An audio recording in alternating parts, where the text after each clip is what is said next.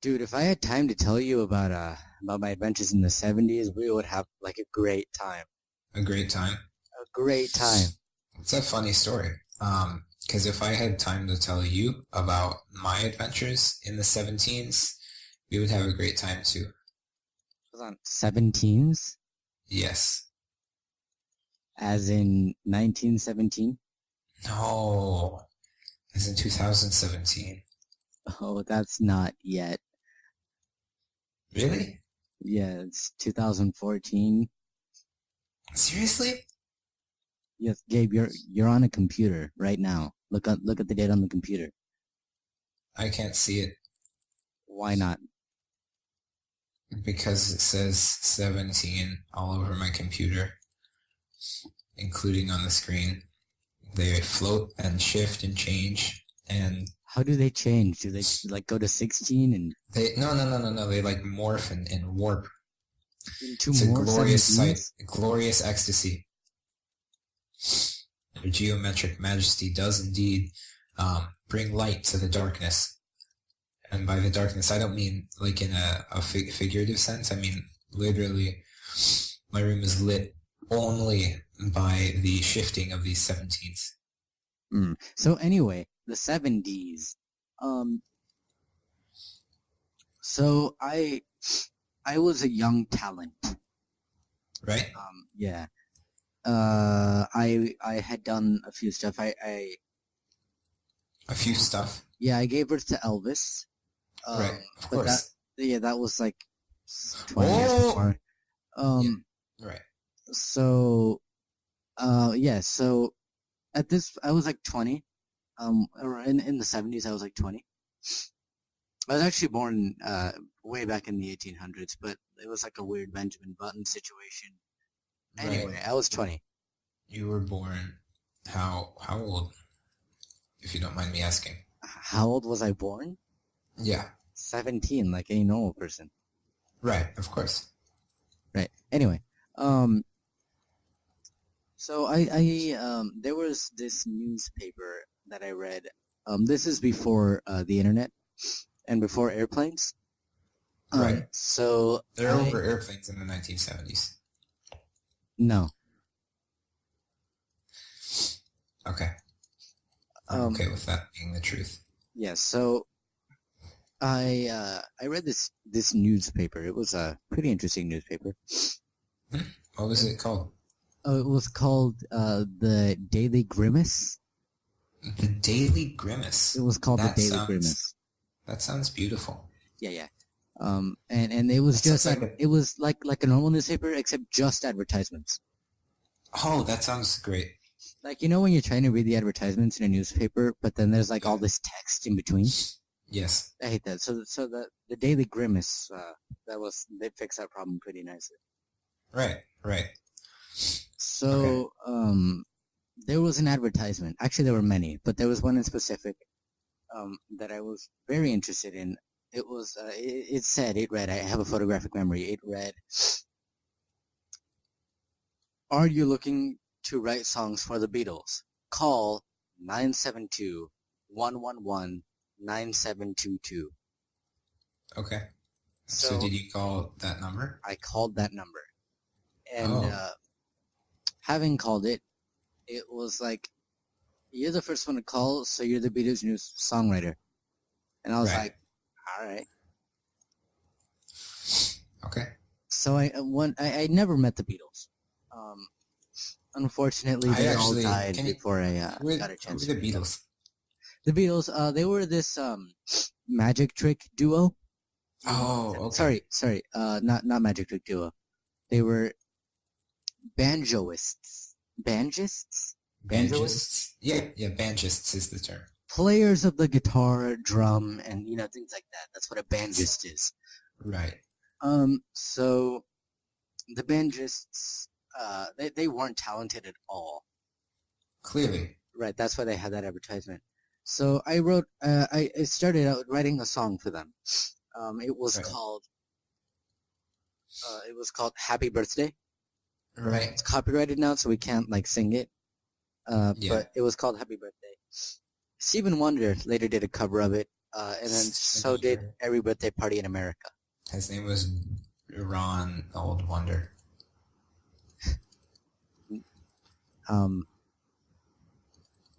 So I wrote happy birthday, and they were like, "This sucks, but we see potential." So they brought me on board.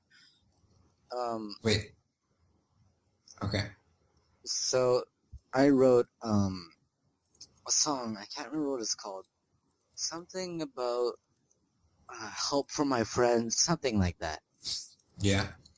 And it took them to the tap and a chance. Oh wow. Within 15 seconds of the release. Okay.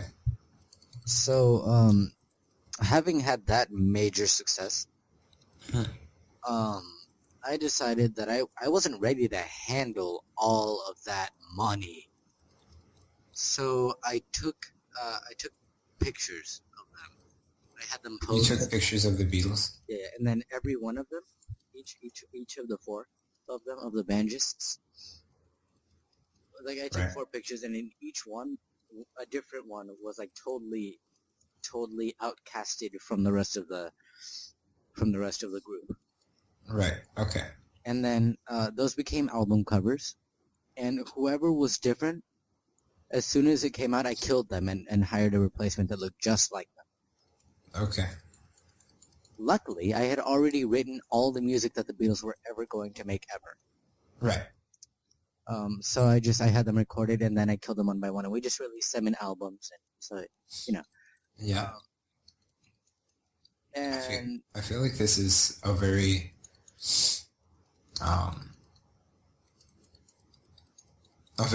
actually. Oh, is that yeah? Okay. Yeah.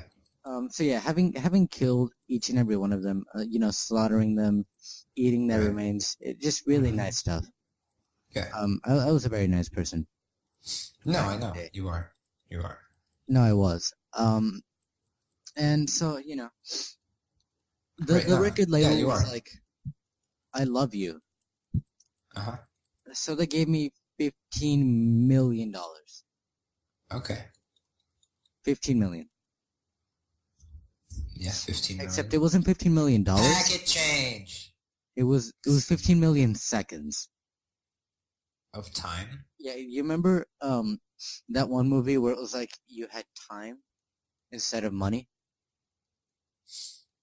I feel like that's real life. It was real life. Now they've done it with like a paper currency. I don't get it. I just don't spend money anymore. Neither do I. I haven't spent any money in the past 19 years. You haven't even been born yet, man. What are you talking about? That's right. I'm sorry. I was born in 2015. Right, and then you were 2 in 2017. Yeah. Yeah. Anyway, they gave me 15 million seconds, and with that, I gave them away, all of them. Yeah. But, all of the seconds. But since I had made this deal with a giraffe I met at the Central Zoo in New York. Do you have it? Sorry? Okay. No. Clever Fortress.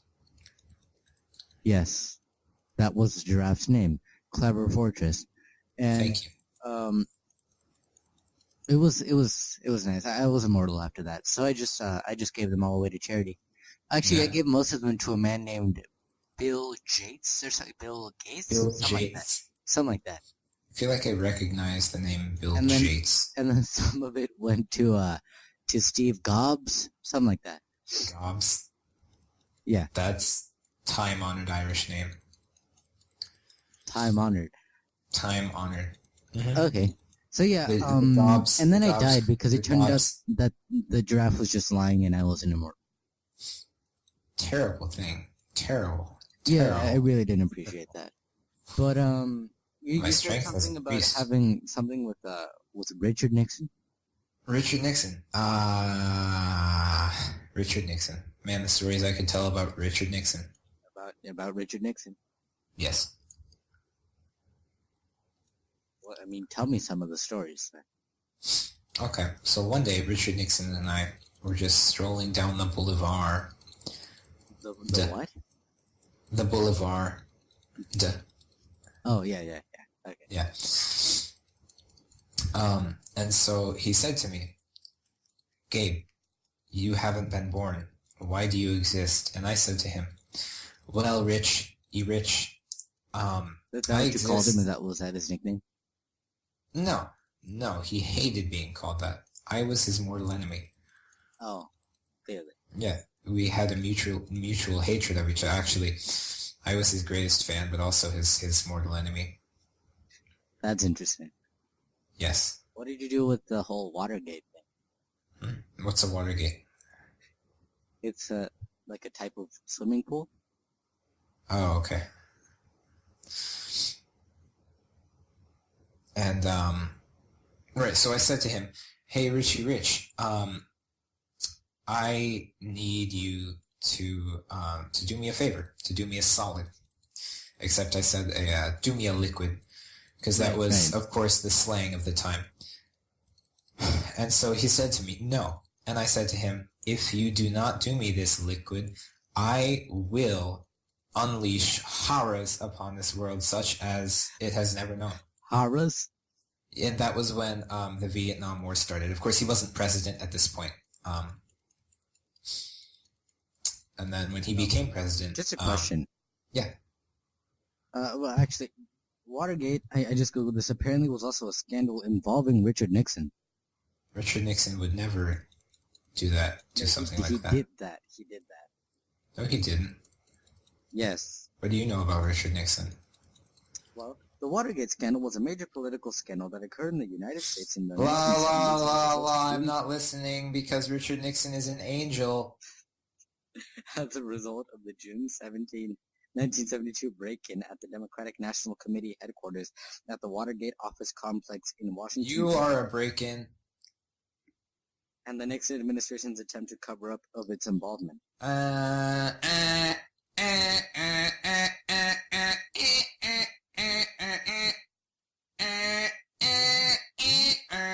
Basically, he broke in to Democrat headquarters and bugged everything so that he could hear his opponents. Oh no, that was a training exercise for his next stage of life. For his okay. Yeah, he became Nixonar, of course, Nixonar the second. After his course. Yeah, clearly, because his so anyway, he became a warrior of heaven, and he of course waged war against the anything that wasn't heaven. Yeah, which was aliens. Anyway, so he waged war against the great bees, which were actually godlike beings of incredible power who bees. I'm sorry? The bees? Yeah, who knit space-time together in their glorious hive. The Higgs field? Yeah. Right? Mm-hmm. They were called the bees. No, they were bees. They were... What were they called then? There were 7 of them. 8 if you count the 8th one. And so each one of them spanned several million astronomical units wide. Okay. And that's possible. They were... I'm sorry? That's possible. No inverse square law applies to bees. No. Where did you get that notion? You fool. You damn fool. The horse-sized duck thing? Oh, that's right, yeah. Anyway, so what was I saying? Right, so Richard Nixon crusaded against these great gods of space and time. In fact, they're the only thing holding the universe together. And so, of course, right, yeah. It's expanding, though, so... Well, no, exactly, but they hold the laws of reality in place. There are laws of reality. Yes. I'm pretty sure that's not a thing. I am pretty sure that you're not a thing. No, I'm a thing. No. Oh, that's right. Excuse me. I'm sorry. I'm not a thing. That's right. I don't exist yet. Anyway, Right, yeah. So as I was saying, Nixonar waged war on behalf of the heavens against these beings. And so he journeyed through their great hives, which were the galaxies of our universe. And so he used the great strands of Nixonar, strands of Nixonar, correct. And he used these to. I read about this in some history textbook, I think. Yeah. So anyway, he used these very tenets of the Nixonar faith. He was the only follower of the Nixonar faith, but he was devout. Anyway, so is any good follow of the Nixonar? Yeah, exactly. Unfortunately, it never became popular until after his death in 2047. So anyway, so he used these great threads of Nixonar to vigorously slap the bees, and he kept slapping with these threads, these damp threads, and eventually they died from Hara. So then, how is the universe held together? I'm sorry? How is the universe held together now? By Richard Nixon. Oh, okay. He's not. Okay. He's not dead yet. 2047, I forgot about that. Right. Do you need me to keep up more? Yes. Sorry, I've just been distracted by the whole divorce. Clearly. I'm divorcing Marilyn Monroe. Oh, yeah? Yeah, it's just, sorry, it's complicated. Go, sorry. Right, anyway, so clearly, no, that was actually all I had to say about the 1970s. Oh, that was it? That's it? That's the entire story? Yeah, that's how I spent my entire 1970s. I actually held a position as Richard Nixon's conscience. And so I whispered in his ear about the atrocities he was committing as he slaughtered billions of innocent extraterrestrials. And so yeah, anyway. But the good news is, because I was his conscience, I get to keep a vat of his cerebrospinal fluid and blood. Did you know the National Junior Honor Society? No. Okay, it's a society of national juniors. Right. Right. But anyway, they before they're inducted, they're injected with the cerebrospinal fluid of responsible people from the past. Like Richard Nixon? No, he's not. He was Watergate. I don't know what that means. It's a type of break-in. Anyway, so what they did was they chose the most responsible. Is this? I feel like this is a very thinly veiled dig at the Junior National Honor Society. National Junior Honor Society? No, they're different. Okay. No. Okay. Anyway, so the blood of the responsible people, sorry, the cerebrospinal fluid, they inject it into the blood of people they like a lot. Right. Whether or not they're responsible. Okay. This includes... I feel like you're full of hatred and vitriol. Wow. One could say I'm a planet composed entirely of bone marrow and vitriol. I don't think anybody could say that. Anyway. Yeah, so just people they like. They inject them, they inject, it has to be intravenous. Right. So they inject it, and then that person becomes immediately responsible as soon as it passes their heart. Terrible thing. Yeah, so then those people end up making good grades. Oh. And when it's people awful. make good grades, they get inducted into NJHS. And guess what happens? So it's a rich get richer sort of situation, except it's the more responsible. And then they draw their cerebrospinal fluid. Oh, it's a vicious circle. Yeah, and then when they get inducted, they take these candles and they light them with a bigger candle, and it's supposed to be symbolic of lighting the fire of responsibility. Of responsibility. But in reality, that fire was lit when the person was injected. With the cerebral spine. I think that this could be offensive to a certain few people who I won't name. Well, no, it's okay. We edit this, so like half of what I said. So it's just going to be like me screaming at an extremely high pitch. I actually mentioned names in the original cut of this. I know that. But I heard you. It was just now. But then I'm going to cut out the thing where I said that. Ah! And also I'm going to cut out the thing where I mentioned. Ah! So yeah, so nobody will get offended. It's basically just going to say NJHS, they inject people. Yeah, with cerebral spinal fluid. Right, yeah, of responsible people in the past. Of responsible people in the past. How does that seems to defy the basic laws of human anatomy? I'm not sure how.